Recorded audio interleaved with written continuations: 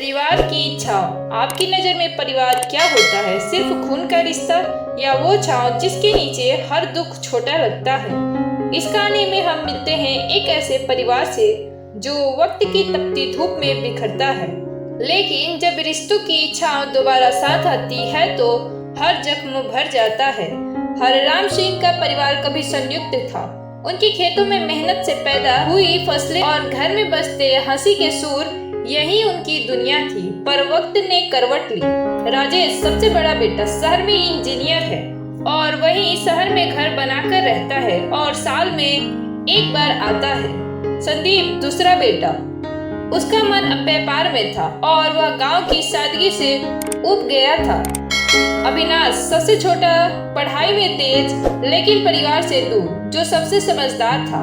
उसने दिल्ली में पढ़ाई के बाद वही नौकरी पकड़ ली और लौटकर कभी नहीं आया। हरराम और सरला अकेले रह गए। खेत अब बंजर हो चुके थे और जीवन भी।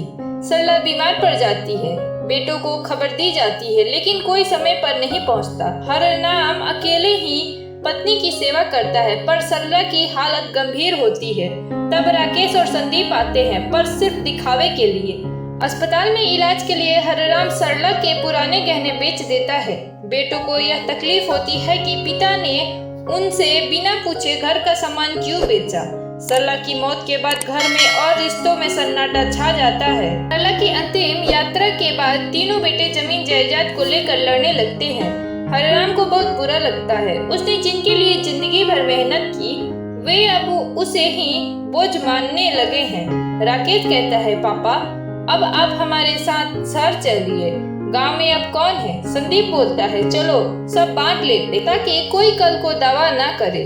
हरराम सब सुनता है चुपचाप। अगले दिन वह घर छोड़ देता है बिना कुछ कहे। हरराम एक मंदिर के बाहर बैठा मिलता है एक अनाथ बच्ची नैना से। वह उसे खाना देती है। बच्ची कहती है, आप दादाजी जैसे लगते हैं। हरराम उस बच्ची के साथ एक एनजीओ में जुड़ जाता है। वहाँ वह बच्चों को पढ़ाना शुरू करता है, उनकी देखभाल करता है।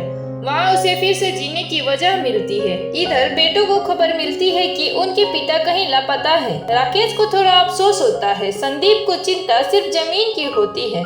अनीश जो अब तक दूर था लौट आता है। वह अकेला बेटा होता है जो सच में अपने पिता को ढूंढता है। अंततः वह हरराम को एक कार्यक्रम में बच्चों के बीच भाषण देते हुए देखता है।